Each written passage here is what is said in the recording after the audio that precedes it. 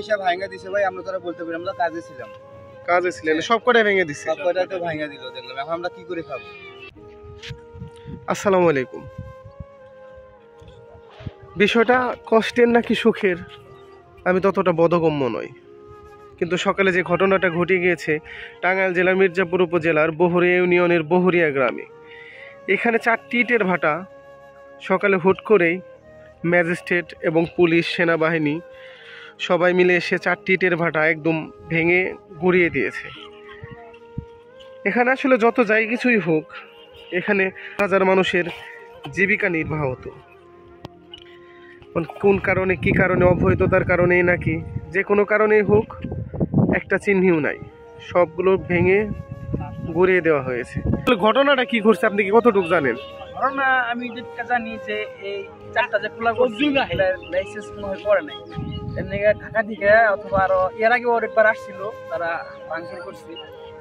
এবার হাটঘাট তারা বেঁধে মানে প্রায় 200-300 সামরিক একটা নিয়ে ব্যবস্থা নিয়ে আসছে আর কি। 4টা চিনি ভাঙছে আর কি, দেখলাম 4টা চিনি ভেঙে ফেলছে। 4টা চিনি ভাঙছে। ভুল শুদ্ধ জানি না, তবে যাই হোক কাজটি মোটেও ঠিক হয়নি, কারণ এইখানে হাজার হাজার মানুষ, শত শত পরিবার জড়িত। এটা তো আমাদের সমস্যা। আপনারা এখানে 4টা খোলা কতগুলো লোক আছেন? একটা খোলা 2000 লোক আছে মনে হয়। তাহলে মানে 5-6 হাজার লোকের মতো আছে। আপনাকে বিল আটকানা, বিল তো সপ্তাহে দেয় শুনছি। তাহলে এখন বিল তো মেয়ের না আপনাদের উপায়? এইটা ভাঙি দেওয়ার পর কালকে বিল হবে কি না হবে তার তো কোনো ইয়ে রয়েছে। কালকে বিল দিবে না, বিল আর কেমনে দিবে মহাজন? ও তো এতগুলো অসহায় মানুষের মুখের দিকে তাকানো যাচ্ছে না। তার সাথে জড়িত রয়েছে ইটভাটার মালিকগুলো। যত যাই বলেন, এখানে অনেকে বৈধতা এবং অবৈধতার কথা তুলছে।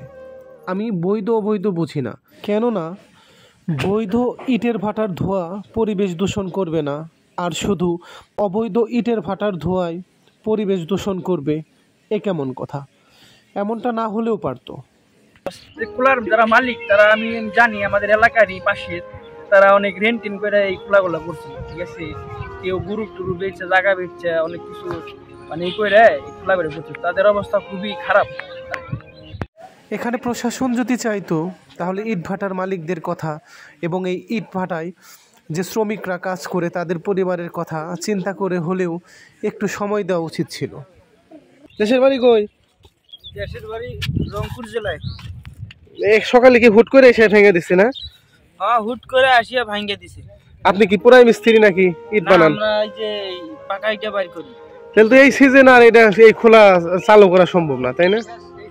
এই সিজন আমাদের শেষ। না, আপনাদের তো টাকা পাওনা রয়েছেন না তার কাছে?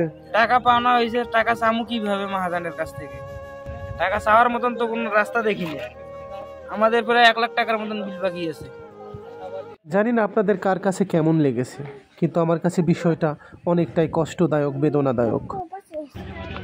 আপনি কি এখানে কাজ করেন এই ভাটায়? এই যে হুট করে ভেঙে দিল সবকিছু, আপনাদের টাকা পয়সা বাকি রয়েছে না? অনেক আছে, এখন তো টাকা মনে হয় দিতে পারবো না। দিতে পারবো কি?